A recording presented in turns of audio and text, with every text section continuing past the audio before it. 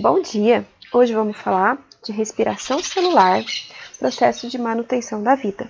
Os seres vivos necessitam de energia para a manutenção da vida, normalmente nas formas de ADP e ATP. Para isso, precisamos entender dois processos fundamentais, que é a fotossíntese e também a respiração celular. E como assim? Bom, a fotossíntese, ela utiliza a matéria-prima do meio, que é o gás carbônico e a água, mais a energia luminosa. As reações químicas que ocorrem dentro da organela chamada cloroplasto, presente nos seres fotossintetizantes e também eucariontes, produzem o quê? Produz glicose mais oxigênio. Essa glicose e o oxigênio, ela é utilizada nos seres autotróficos e também nos seres heterotróficos eucariontes aeróbicos, tá? Em reações químicas da respiração aeróbica, com a participação de qual organela? Da mitocôndria, né? Essa matéria-prima vai ser convertida em ATP e vai liberar ainda gás carbônico mais água, tá? Pode-se perceber que o mecanismo da fotossíntese, ele é o inverso, ele é o oposto da respiração aeróbica, em termos de matérias-primas e também dos produtos, ok? O ATP que ele é produzido é fonte imediata, tá? De energia para o metabolismo de todos os organismos do planeta Terra. Então, toda função metabólica que cada organismo desempenha precisa da queima de ATP, do consumo de ATP, certo? Mas o que vem a ser essa molécula de ATP? ATP significa adenosina trifosfato, ou trifosfato de adenosina, ou adenina ribose trifosfato. A molécula de ATP apresenta em sua composição uma base nitrogenada adenina, um carboidrato ribose, que é uma pentose, e 3 grupos fosfato, sendo, portanto, o nucleotídeo do RNA com mais 2 fosfatos, certo?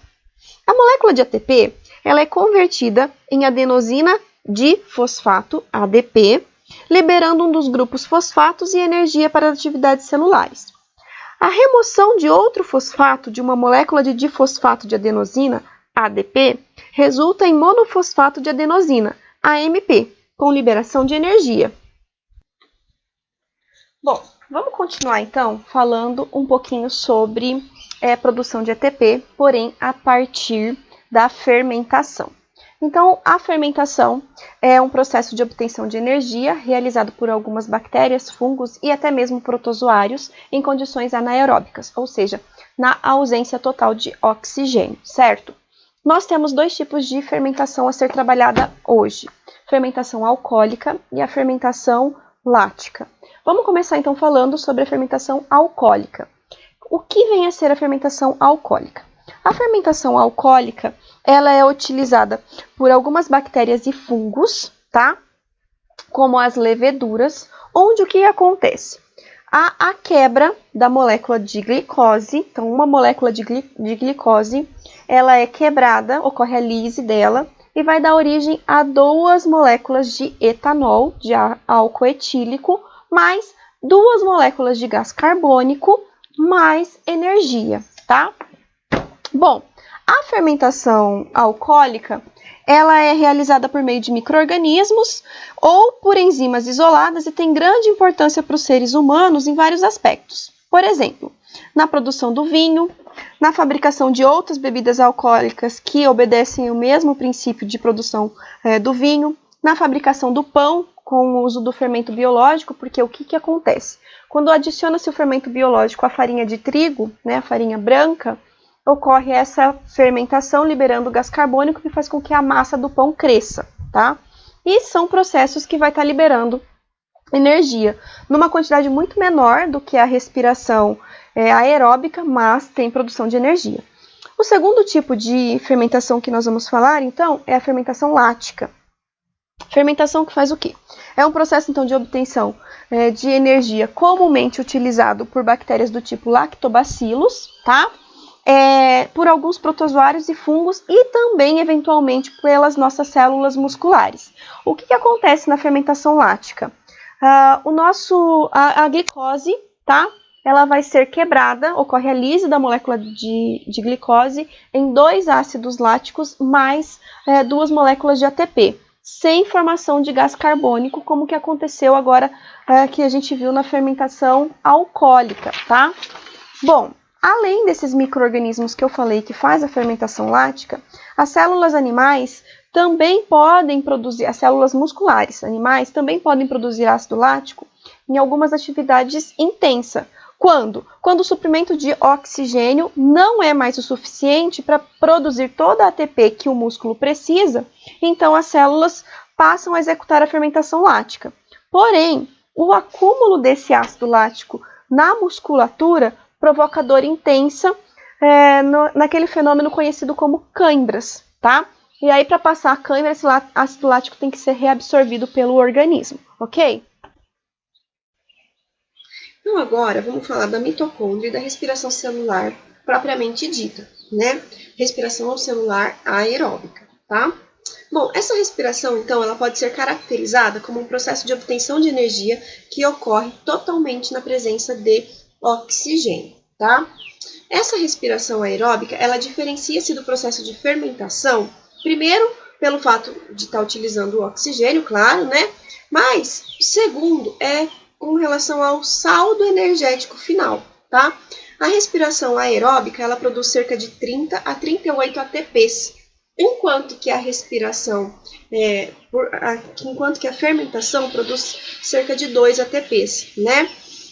E suas reações também acontecem no hialoplasma e nas mitocôndrias, diferente da fermentação, que todo o processo de fermentação acontece apenas no hialoplasma, né? Bom, uma prova de maior eficiência dessa respiração aeróbica está nos seus produtos finais. Primeiro, água e gás carbônico são produtos pobres em energia, né? Então toda a energia desprendida vai estar sendo liberada em forma de ATP. Enquanto que na fermentação, os produtos finais são ricos em energia, por isso também a baixa eficiência energética quanto à produção, tá? O etanol e o ácido lático são moléculas ricas em energia, tá?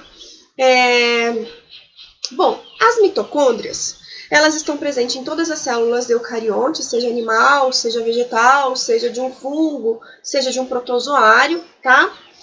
E elas possuem seu próprio material genético, DNA, RNA, além de possuir também os ribossomos, que caracterizam, então, a capacidade de sintetizar as suas próprias proteínas e também de se autoduplicar, tá? A mitocôndria apresenta uma dupla membrana lipoproteica, como todas as outras células, tem essa membrana plasmática lipoproteica, tá? A membrana externa, ela é bem lisa, enquanto que a interna, ela tem várias ondulações, tá? Tem numerosas pregas que a gente fala, tá? E são chamadas de cristas mitocondriais. Quanto mais ativa for a célula, tá? Maior vai ser o número de mitocôndrias. Por quê? Porque se é uma célula muscular, por exemplo, essa célula precisa de muita energia para fazer suas atividades. Então, a célula muscular do músculo estriado esquelético, ela vai ter muitas mitocôndrias, por conta do número de ATPs que ela consome. E o espaço interno da mitocôndria é todo preenchido por uma substância também viscosa, gelatinosa, semelhante ao citoplasma ou hialoplasma, né? Que a gente chama de matriz mitocondrial, certo? Vamos falar então agora um pouquinho da origem dessa mitocôndria, né? Nós já trabalhamos lá atrás a hipótese endossimbiótica, vamos só relembrar então. Os cientistas acreditam o quê? Que as mitocôndrias, elas eram, na verdade, bactérias, células procarióticas, que foram englobadas por células eucariontes, né? E isso conferiu para as duas células grandes benefícios, como? No caso da célula procariótica, a bactéria, ela teve uma maior proteção dentro da célula eucariótica, assim como também teve uma maior disponibilidade de suplemento orgânico para realizar a sua respiração celular aeróbica, que no caso era a glicose disponível para isso. E a célula eucariótica, o que ela teve de benefício? ela teve um maior rendimento energético, já que as células procarióticas produziam ATP dentro dela, tá? Com o passar do tempo, as duas tornaram-se dependentes, e isso faz com que a gente, então, hoje chame a mitocôndria de organela celular, tá? O que vem a provar essa hipótese? O que pode ser usado como prova para essa hipótese? A bactéria e a mitocôndria, elas têm muitas semelhanças entre elas.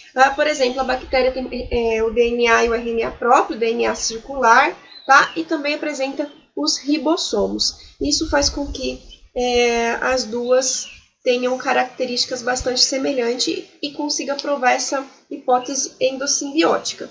Bom, até hoje a gente sabe também que a bactéria e o cloroplasto são as únicas organelas que têm material genético próprio, tá? Então, as duas organelas, elas têm essa hipótese endossimbiótica para tentar provar a sua origem, tá?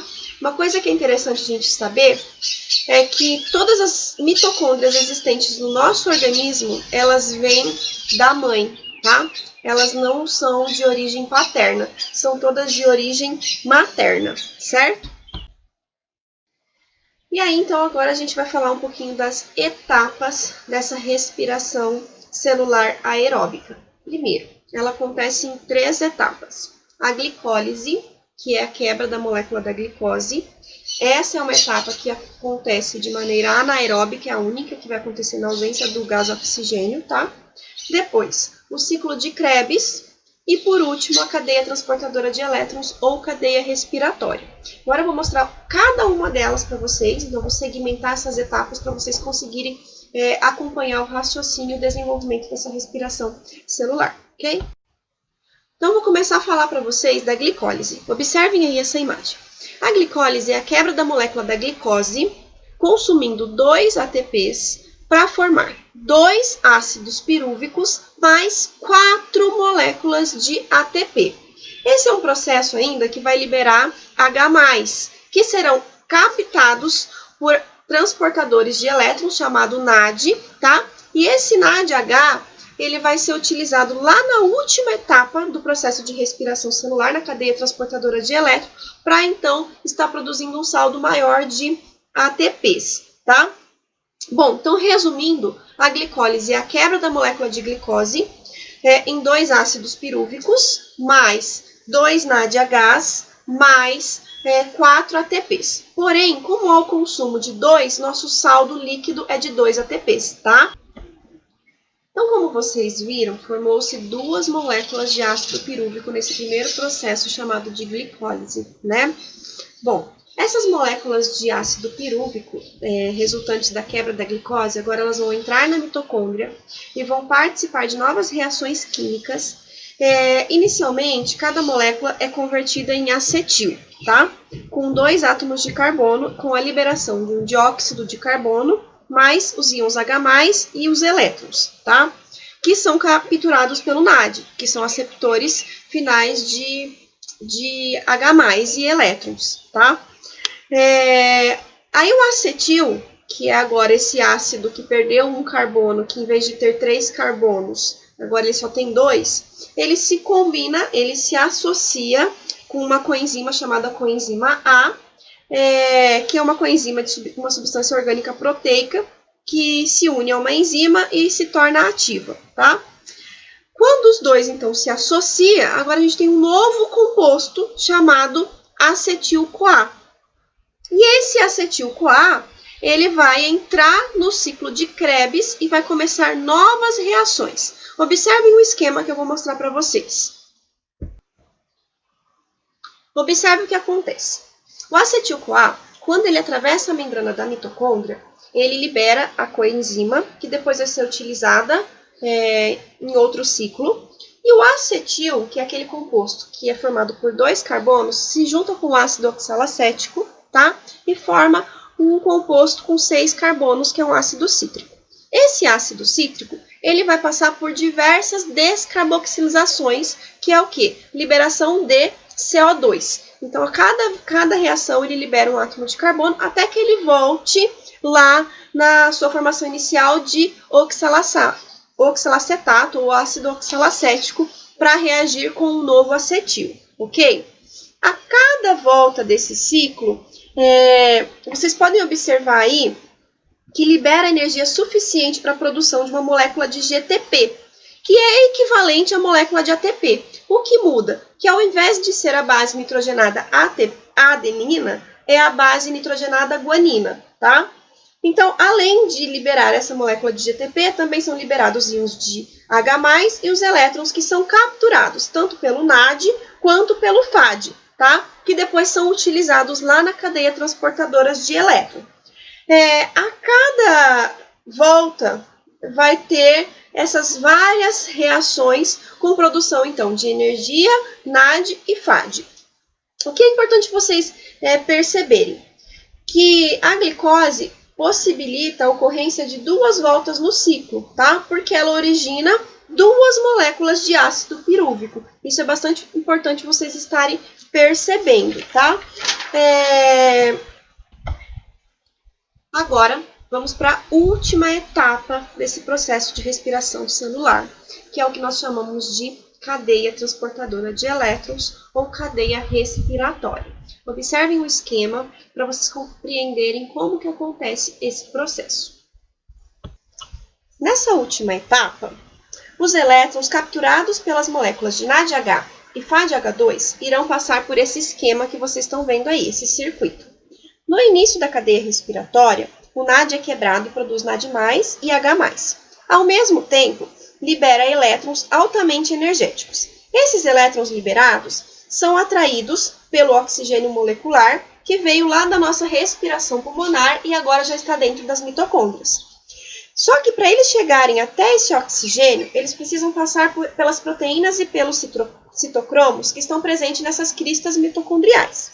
Durante esse trajeto, os elétrons formarão, juntamente com os transportadores, diferentes compostos provisórios, cuja quantidade de energia é menor que a transportada pelo transportador anterior. Essa energia, em cada etapa, será utilizada para transportar os íons H+, presente na matriz, para a região entre a crista e a matriz externa da mitocôndria, tá? Com isso, essa região ficará carregada positivamente e o outro lado da membrana carregada negativamente. Assim, os hidrogênios forçarão sua volta, tentando acabar com a diferença de potencial. Para voltar, os hidrogênios poderão passar apenas pelo complexo proteico transmembrana chamado de enzima ATP sintase. Quando ocorre essa passagem de um hidrogênio pela ATP sintase, uma parte dessa enzima gira como se fosse a turbina de uma hidrelétrica e produz energia que é utilizada para ligar um ADP a um grupo fosfato e assim forma a molécula de ATP. O oxigênio estará no fim da cadeia respiratória, recebendo os elétrons que passaram pelas proteínas. Assim, o oxigênio ficará instável e reagirá com os íons hidrogênios, formando também moléculas de água. Terminamos, então, esse processo da cadeia transportadora de elétrons e o que a gente tem aí como resultado? No processo total da respiração celular, cada glicose degradada fragmenta-se em 6 moléculas de dióxido de carbono, que vai ser liberado para o exterior no processo da expiração pulmonar, tá? Os elétrons dos hidrogênios que extraíram da glicose fornecem energia e, segundo os cálculos tradicionais, o que nós temos? Tem a formação de 36 moléculas de ATP e são recolhidos ao final da cadeia respiratória por 6 moléculas de gás oxigênio, que originarão 6 moléculas de água, ok? Pessoal, pesquisas recentes sugerem que a quantidade de ATP obtida na degradação de cada glicose seria inferior aos 36 ou 38 ATPs tradicionalmente considerados, tá? Os elétrons de alta energia obtidos na degradação de uma molécula de glicose transportados na cadeia respiratória liberam uma quantidade de energia suficiente para formar só 26 ATP, que somados com 2 ATPs gerados na glicólise, mais os 2 ATPs gerados no ciclo de Krebs, forneceriam um total de 30 moléculas de ATP. O cálculo é modificado porque essas medidas mais precisas mostram que são necessários na cadeia respiratória 2 NADH, que produz 5 ATP, e 2 FADH2, que formam 3 ATPs, tá? Ainda assim, vocês conseguem observar uma maior eficiência energética na respiração aeróbica comparado com o processo de fermentação, né? Então, a respiração aeróbica para os seres vivos é muito mais vantajosa com relação ao saldo energético produzido do que o processo de fermentação, certo? Espero que vocês tenham compreendido. A minha próxima videoaula vai aí para mostrar então para vocês o processo de fotossíntese. Combinado?